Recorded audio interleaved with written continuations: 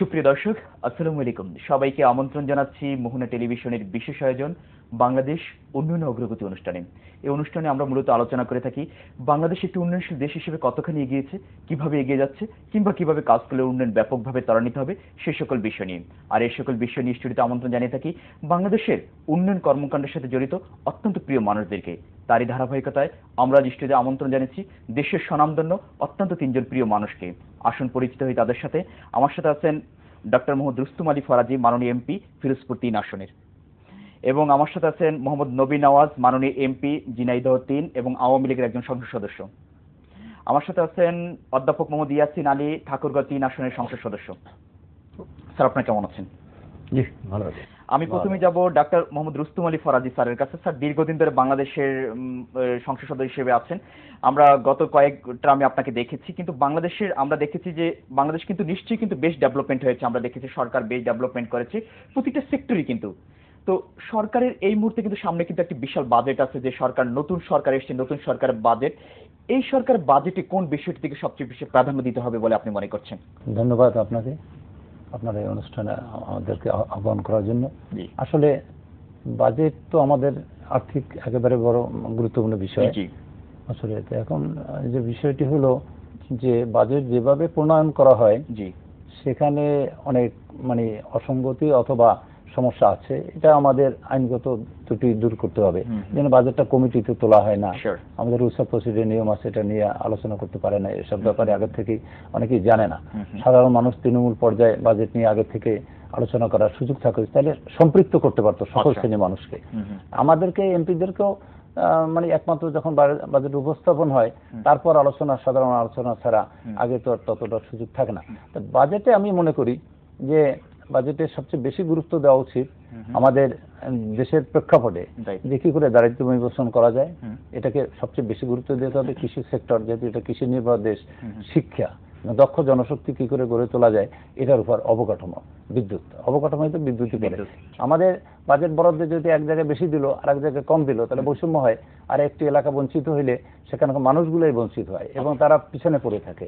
এই পিছনে পড়া মানুষগুলা তাকে সামনে আনা সরকারের একটা দায়িত্ব এবং যারা বাজেট প্রণয়ন করে তাদের দায়িত্ব। দীর্ঘদিন ধরে আমরা শুনি যে জেলা ভিত্তিক বাজেট অথবা আরো কাছে নিতে পারে বাজেট, যাতে সব জায়গায় সুষম হয়।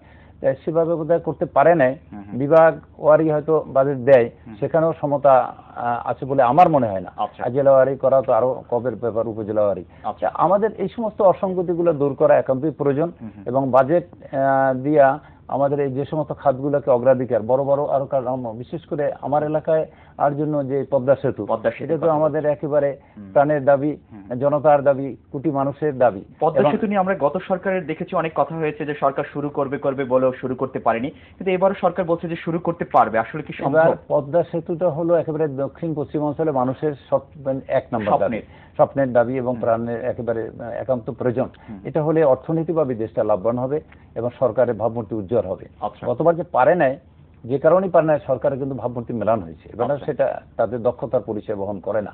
কিন্তু এবার অবশ্যই পারতে হবে। অলরেডি আমি পার্লামেন্টে এই ব্যাপারে আমার স্পিচে আমি বলছি, ওখানে কয়েকজন মাননীয় সংসদ সদস্যকে আহ্বান করছিলেন, বিশেষ করে যারা ওই কমিটি পাবলিক অ্যাকাউন্টস কমিটি, তারপর এস্টিমেট কমিটি, আর একটা আছে সরকার প্রতিষ্ঠান কমিটি, তাদের আমি তো একটা কমিটিতে আছি, সেই কারণে আমি সেখানে ছিলাম, সুযোগ হয়েছিল। সেখানে আমাদের ওই আলোচনা হয়েছে।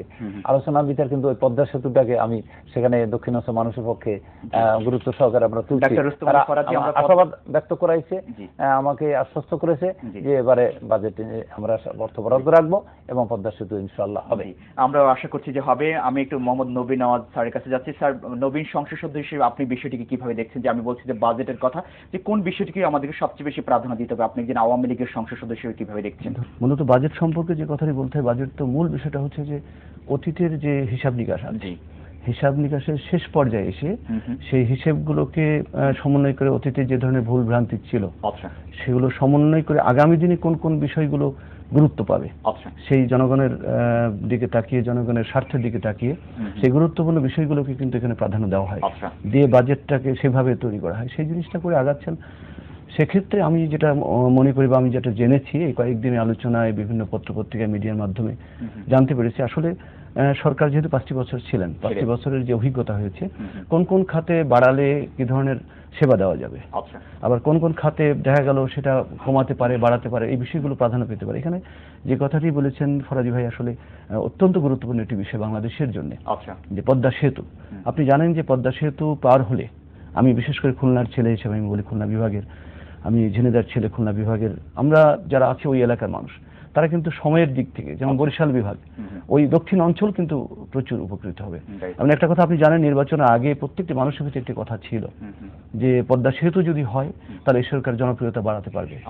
কিন্তু সেই জায়গাটা এসে কিন্তু পদ্মা সেতু না হওয়ার কারণে কিছুটা যদিও ম্লান হয়েছে। আমার মনে হয় যেটা সরকার যেভাবে উদ্যোগ নিয়েছেন, আমার মনে হয় আগামী দিনে এই পদ্মা সেতু আমরা খুব স্বল্প সময়ের মধ্যে, এই সরকারের যে কমিটমেন্ট ছিল সেই কমিটমেন্ট এটা গুরুত্বপূর্ণ একটি বিষয়, এটাকে যদি প্রাধান্য দেওয়া হয়, পাশাপাশি সাধারণ মানুষের যে চাহিদাগুলো বিভিন্ন এলাকায় কিন্তু মানুষের যে মৌলিক চাহিদাগুলো সেগুলো কিন্তু সঠিকভাবে কিন্তু পূরণ করতে পারছে না কিন্তু নবীন আওয়াজ।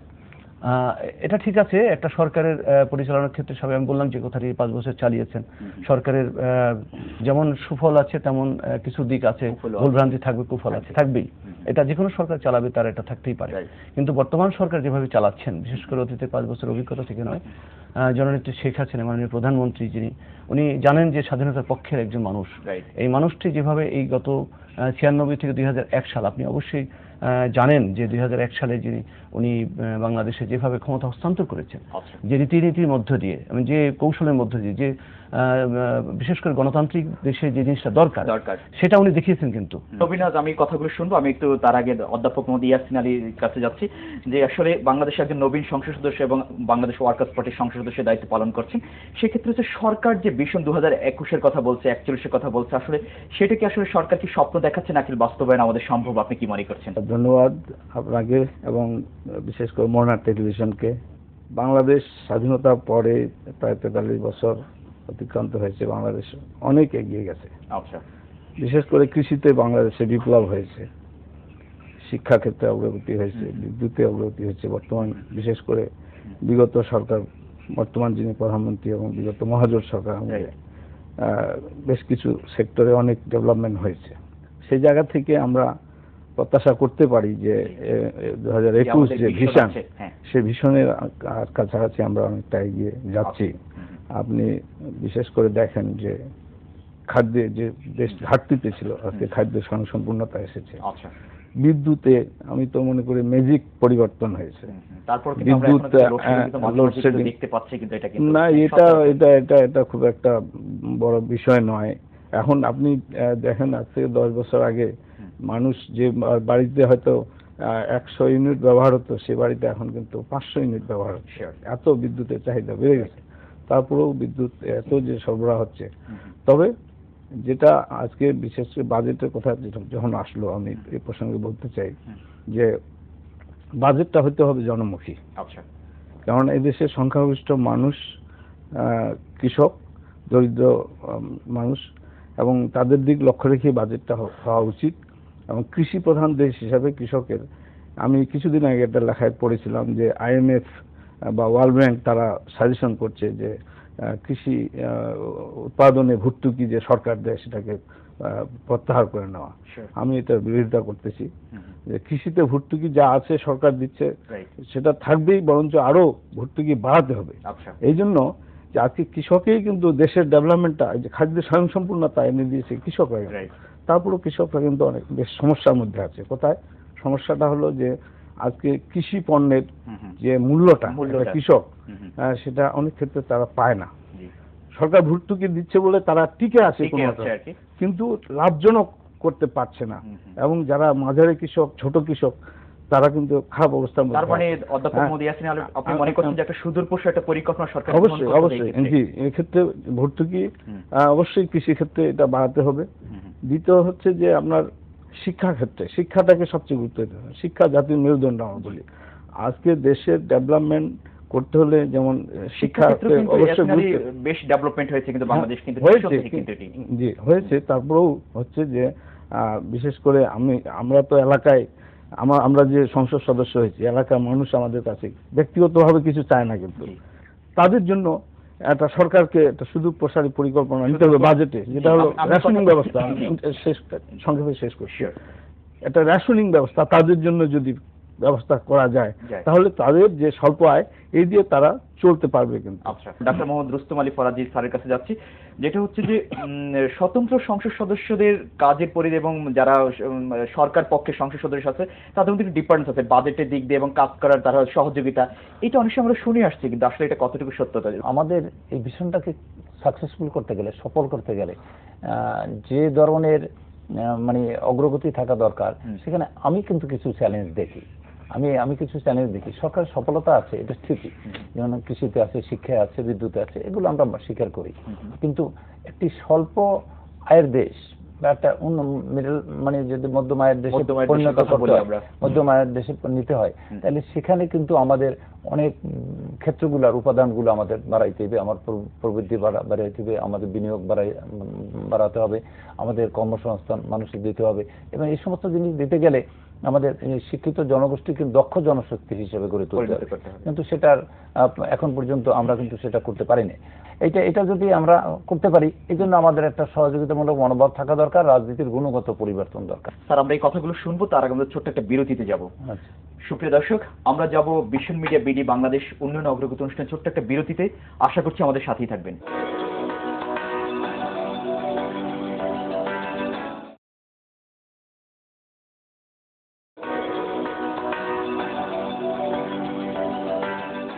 সুপ্রিয় দর্শক, বিরতির পর আবারও সবাইকে আমন্ত্রণ জানাচ্ছি ভিশন মিডিয়া বিডি বাংলাদেশ উন্নয়ন অগ্রগতি অনুষ্ঠানে।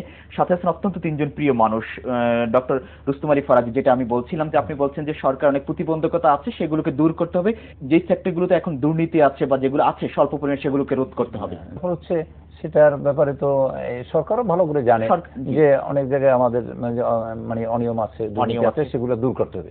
সরকার কঠোর হস্তে মানে প্রশাসন চালাইতে হবে, এখানে মানে কোনো মার্সি করা যাবে না। তাইলে অবশ্যই টার্গেটে পৌঁছা যাবে। কেন পারবে না? অন্য একটা মালয়েশিয়া যদি পারে, সিঙ্গাপুর যদি পারে, আর একটা দেশ পারলে আমরা পারবো না? অবশ্যই পারা যাবে। সেই ধরনের কর্মসূচি নিতে হবে।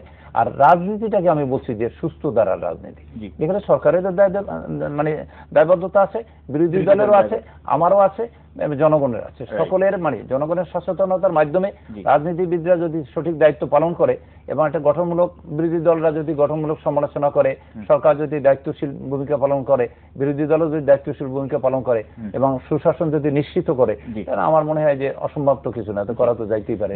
নবীন, যেটা হচ্ছে যে আপনার যে নতুন সংসদ সদস্য হিসেবে আপনার যে সরকারের যে ভিশন ঘোষণা করেছে, সেই ভিশনের সাথে আপনার ভিশনটা আমরা শুনতে চাচ্ছি যে আপনি এলাকায় কিভাবে কাজ করতে চাচ্ছেন, এলাকার জনগণকে কিভাবে ডেভেলপমেন্ট, এলাকার ডেভেলপমেন্ট কিভাবে করতে চাচ্ছেন। আসলে মূলত যে বিষয়টা সেটা হচ্ছে যে আমি যেহেতু নতুন হয়েছি, মাত্র 4 মাস পার হলো, তো আমি 4 মাস হওয়ার পরে এজ এ সংসদ সদস্য আমি আমার এলাকায় বিভিন্ন এলাকায় মুভমেন্টে ঘোরাফেরা করে যেটা অনুমান করছি, বিশেষ করে জনগণের কিন্তু সবসময় একটা চাহিদা থাকবে যে আমার এটা পাওয়ার দরকার, এটা পাওয়ার দরকার। তারপর তাদের বিভিন্ন রকমের সুযোগ সুবিধাগুলোর প্রয়োজন। যেটা আমি যে কথা বলেছিলাম যে আপনি জানেন যে 43 বছরে বাংলাদেশ কিন্তু মাঝে মাঝে কিন্তু বাধাগ্রস্ত হয়েছে। এই বাধাগ্রস্তের কারণে কিন্তু একটা সরকার এসে হয়তো ভালো কাজ করেছে, যেমন আমি বললাম 96 থেকে 2001-এ এসে কিন্তু উনি যে ভালো মন নিয়ে যে কাজটা করেছিলেন, সেই কাজটা করে যদি ওইটা যদি ধারাবাহিকতা যদি ঠিক রাখতেন পরবর্তী সরকার, তাহলে কিন্তু এই মাঝখানে যে অনিয়মগুলো, এগুলো কিন্তু এস্টাবলিশড হতে পারতো না। এস্টাবলিশড হয়েছে কোন জিনিসগুলো, সেগুলো আমি যদি বলি, এখানে একটা কথা বলেছেন ফরাজি ভাই, আমলাতান্ত্রিক জটিলতা। আসলে আমলাতান্ত্রিক জটিলতার কারণে কিন্তু বাংলাদেশ অনেক পিছিয়ে আছে। এটা পৃথিবীর অনেক দেশ কিন্তু জানে বাংলাদেশ সম্পর্কে, যে আমলাতান্ত্রিক জটিলতার কারণে বাংলাদেশ কিন্তু আগাতে পারছে না। আমি মূলত যেটা উপলব্ধি করেছি যে আমার এলাকায়, যেহেতু একটি অবহেলিত এলাকা, আমি সংসদে বলেছি অবহেলিত একটি এলাকা, আমার মহেশপুর, কোটচাঁদপুর নিয়ে দুটো উপজেলা নিয়ে, দুটো উপজেলার মধ্য দিয়ে কোনো নেতা যান না, কোনো মন্ত্রীও যান না, কেউ খোঁজ খবর নেওয়া লাগে না। যদি যশোরে যান, ওনারা বিমানে চলে যান, হয়তো ঝিনেদা পর্যন্ত আসেন, পাশে দিয়ে আবার চলে যান চুয়াডাঙ্গায় হয়তো কোথাও, কিন্তু আমার ওই এলাকায় যাওয়া লাগে না। যে কারণে আমার এলাকাটা যেভাবে ক্ষতিগ্রস্ত হচ্ছে, সেটা হলো মানসিক দিক দিয়ে আমার কাছে মনে হয় যে মানসিক যে অবস্থাটা, যেমন পৃথিবী কিন্তু এগিয়ে চলছে, পৃথিবীর সাথে বাংলাদেশ এগিয়ে যাচ্ছে, কিন্তু আমার এলাকা মনে হয় আগাচ্ছে না। আমার কাছে মনে হয় মানসিক দিকটা বলতে যেটা বোঝাচ্ছে, সেখানে মনে করে যে সেই সময় যেভাবে কাবিখা, টিআর, তারপর রাস্তার মধ্যে যে কাজকর্ম হবে সেখানে ঠিকাদারদের ঠেক দেওয়া, এই ধরনের কিছু বিষয় তাদের ভিতরে কিন্তু ডেভেলপ হয়েছে। এটা যদিও আমার সরকারের বিপক্ষে যাচ্ছে, বিষয়টা এরকম না। অতীতে যারা সরকার চালিয়েছেন, বিশেষ করে সরকার বলতে যারা সংসদ সদস্য যারা ছিলেন, তাদের ভিতরে এরকম একটা রেওয়াজ ছিল যে ঠিকাদাররা কাজ করবে, সেখানে বাধা দিলে কিছু পাওয়া যাবে। এখন এইটাকে লালন করার জন্য আছে আমার আমাদের প্রশাসনে যারা থাকবেন তারা তো সেটা সহযোগিতা করবেন। আপনি আমলাতান্ত্রিক জটিলতার কথা বলছেন, সেটাকে আসলে নিরসন করার কি সরকারের বড় ভূমিকা আছে কিনা? আপনারা অবশ্যই জানেন মাননীয় প্রধানমন্ত্রীর কারণে আমরা সংসদে বলেছি যে মাননীয় প্রধানমন্ত্রীর আন্তরিকতা থাকার কারণে 5ই জানুয়ারি যে নির্বাচনটা হয়ে গেল, উনি যদি আন্তরিকতা না দেখাতেন, উনি যদি সাহসী ভূমিকা না রাখতেন, তাহলে বোধহয় এই নির্বাচন হতো না, এই সরকার আসতো না। আর এই সরকার না আসলে আমার মনে হয় যেটা 111-এর থেকেও খারাপ সরকার কিন্তু আমরা উপলব্ধি করতে হতো। মাননীয় প্রধানমন্ত্রীর কারণে কিন্তু আমরা এই জায়গায় চলে এসেছি। ইভেন আমার যতটুকু চিন্তা চেতনা আছে, আমি যেটা মনে করি মাননীয় প্রধানমন্ত্রী কিন্তু এ ব্যাপারে প্রচুর চেষ্টা আছে, বিশেষ করে আমলাতান্ত্রিক জটিলতা থেকে বেরিয়ে এসে এই দেশকে গণতান্ত্রিক একটি দেশ হিসেবে রূপ দেওয়ার প্রচুর উনি পদক্ষেপ নিচ্ছেন। এর মধ্যে আমাদের নিজেদের যেমন চেষ্টা থাকবে, বিশেষ করে প্রশাসনে যারা আছেন তাদের কিন্তু আন্তরিকতা থাকতে হবে। আমি বলবো যেটা প্রশাসনের সহযোগিতা না থাকলে যে এই পর্যন্ত আসতে পারতো তা না, কিন্তু এর মধ্যে কিছু কিছু জায়গায় প্রত্যেকটি মানুষ কিন্তু সমান না। আপনি নিজেই জানেন যে সরকারের আগের সরকারে যারা মন্ত্রী মহোদয় ছিলেন তারা কিন্তু বর্তমানে নেই, অনেক চেঞ্জ হয়েছে। মাননীয় প্রধানমন্ত্রী কিন্তু এই ধরনের ভুল ত্রুটি ধরেই কিন্তু এই ধরনের পদক্ষেপ নিয়েছেন। অধ্যাপক মোহাম্মদ ইয়াসিন আলী, যেটা হচ্ছে যে স্যার বলছিল যে আপনার আমলাতান্ত্রিক জটিলতা বাংলাদেশে, এটার জন্য আসলে ডেভেলপমেন্টের পথে অনেক একটা বাধা, যে এটাকে কিভাবে নিরসন করা যায় আপনি কি মনে করছেন নবীন সংসদ সদস্য হিসেবে? এই যে একটি গণতান্ত্রিক ব্যবস্থায় যেখানে পলিটিক্যাল পার্টি যখন পাওয়ারে থাকে, সেক্ষেত্রে পার্টি যদি রাষ্ট্র পরিচালনার গুরুত্বপূর্ণ ভূমিকা রাখে তাহলে আমলাতান্ত্রিক জটিলতাটা থাকে না। অনেক সময় আমরা দেখি অনেকেই কিন্তু যারা যখন ক্ষমতা থাকে তারাই কিন্তু তাদের উপর প্রভাব বিস্তার করে অনেক সময়, যে এই বিষয়টাকে ইমপ্লিমেন্টেশন করার জন্য আর কি। না, এটা ব্যক্তিগত ভাবে করে, কিন্তু দল তো ভাবে করে না। আসলে দলীয় ভাবে আমরা সংসদীয় ব্যবস্থার নিয়মটা হচ্ছে যে সরকার চালায় কিন্তু দল, যে দল সংখ্যাগরিষ্ঠতা অর্জন করে সরকার গঠন করে সেই দল চালায় সরকার, সেই দল পলিসি মেকিং করে, সেই পলিসিতে সরকার চলে। হ্যাঁ, আমরা এটা অনেক সময় আমরা এখনো আমাদের গণতান্ত্রিক যে ইনস্টিটিউশনটা আমাদের দেশে এখনো ওইভাবে ডেভেলপমেন্টটা হতে পারে নাই। এটা এর পিছনে অনেক কারণ আছে, যেটা হচ্ছে ফরাজি ভাই বলছেন যে রাজনৈতিক স্থিতিশীলতা নেই আমাদের দেশে, বারবার অভ্যুত্থান হয়েছে, কু হয়েছে। একটা ধারাবাহিকতা যদি থাকতো তাহলে আজকে 43 বছরে বাংলাদেশ কিন্তু অনেক ডেভেলপমেন্ট হতো। এলাকার ক্ষেত্রে যেটা বুঝি যে আসলে সামাজিক সাংস্কৃতিক উন্নয়ন, একটা মানুষের সচেতনতা, আমরা শুধু যে অর্থনৈতিক ক্ষেত্রে আগাবো সেটা নয়, কিন্তু সামগ্রিকভাবে আমাদের কিন্তু ডেভেলপমেন্ট আনতে হবে। যেমন আমরা বিভিন্ন স্কুলে পরিদর্শনে যাচ্ছি, সেখানে আমি যেটা দেখতেছি এবং করতেছি সেটা হলো যে আমাদের মাদকাসক্ত একটা সমস্যা দেখা দিয়েছে এলাকায়, আমার এলাকাতেও আছে কিছু পরিমাণে। আর বাল্যবিবাহ, অনেক শিক্ষা প্রতিষ্ঠানের হেডমাস্টাররা দুঃখ করে প্রকাশ করছেন যে আমার ক্লাস 10 পর্যন্ত গিয়ে দেখা যাচ্ছে যে 30 জন মেয়ে নাই, বাল্যবিবাহের শিকার হয়েছে। আমরা এই ব্যাপারটা খুব জোরে সোরে, আমি বিশেষ করে যেখানে যাচ্ছি এটা বলতেছি। আর পাশাপাশি যে মাদকাসক্তের বিষয়টা, এটা সামাজিক সচেতনতা, বাল্যবিবাহ, মাদকাসক্ত, এই বিষয়টাকে একটা সামাজিক আন্দোলনে নিয়ে যেতে হবে, সচেতনতায় মানুষকে যতটা উদ্বুদ্ধ করা যাবে। আপনি সর্বশেষ আমাদের একটু স্বপ্নের বাণী শোনান একেবারে বাংলাদেশ নিয়ে ছোট্ট করে একেবারে। না, বাংলাদেশ নিঃসন্দেহে আমরা বীরের জাতি, আমরা ভাষার জন্য আমাদের জীবন দিয়ে আমরা ভাষাকে রাষ্ট্রভাষা প্রতিষ্ঠা করেছি। আন্তর্জাতিক মাতৃভাষা দিবস আজকে অর্জিত হয়েছে। আমরা 30 লক্ষ শহীদের বিনিময়ে বাংলাদেশের স্বাধীনতা অর্জন করেছি, যেটা পৃথিবীতে এত কোনো দেশে কোনো জাতিকে হয়তো করতে হয়নি। আমরা পারবো না তা নয়, আমরাও পারবো, অবশ্যই পারবো। আমাদের প্রজন্ম আজকে এগিয়ে যাচ্ছে, আমাদের যুব সমাজ, আমাদের আমার বিষয়টা হলো যে আমি আমার এলাকা নিয়ে কথা বলতে যেটা বলেছি, যে আমার এলাকায় কিন্তু প্রচুর সম্পদ আছে, সরকারি প্রচুর জমি আছে, যেখানে বলা হয় বিল বাউর, আমরা শুনেছেন বোধহয়, কপোতাক্ষ নদের যে অংশগুলো আছে সেই অংশগুলো আমি সংসদে তুলে ধরেছি, পরিকল্পনা মন্ত্রীকে বলেছিলাম যে ওই কপোতাক্ষ নদকে যদি পরিকল্পিতভাবে যদি খনন করা হয়, যেভাবে বুঝে যাচ্ছে এটার কারণে কিন্তু আমার নেতাকর্মীরা কিন্তু এটাকে ব্যবহার করতে যে কলঙ্কিত হচ্ছে, সেটা না করে যদি পরিকল্পিতভাবে আমরা করি, পর্যটন এরিয়া গড়ে তুলি, আমার যে বিল বাউরগুলো সেগুলো খনন করি, মাছের চাষ করা সম্ভব, শ্রমিকদের যেমন যুব সমাজকে যেমন কাজে লাগানো সম্ভব, মৎস্যজীবীদের যেমন তাদের কর্মসংস্থানের ব্যবস্থা করা সম্ভব, সরকারের রাজস্ব কিন্তু আদায় করা সম্ভব। আমি মনে করি যে আমাদের সৃজনশীল প্রতিভা আছে তরুণদের, আসলে এই তরুণ সমাজ যারা লড়াই করে দেশটা স্বাধীন করেছে, তাদের এই প্রতিভাকে যদি আমরা কাজে লাগাইতে পারি তাহলে অবশ্যই দেশটা পরিবর্তন হবে।